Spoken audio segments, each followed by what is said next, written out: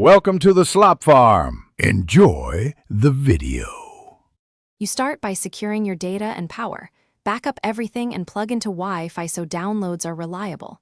Once done, confirm at least 50% battery and 3 GB free.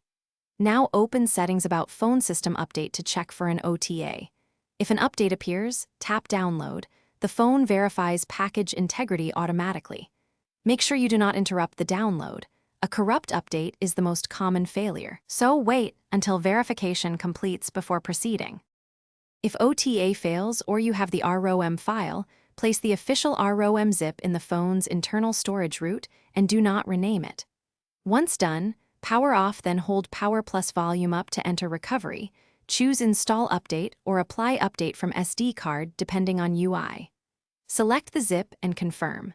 The installer will unpack and apply the update.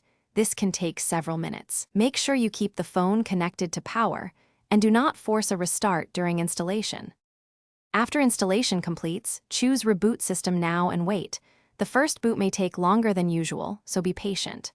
Once booted, verify settings about phone to confirm the new Android version and check app behavior.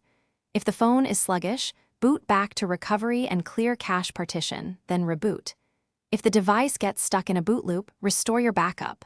If that fails, reflash the official ROM via fastboot using the authorized tools. This usually resolves persistent boot. Thanks for watching. Consider subscribing if we helped you today.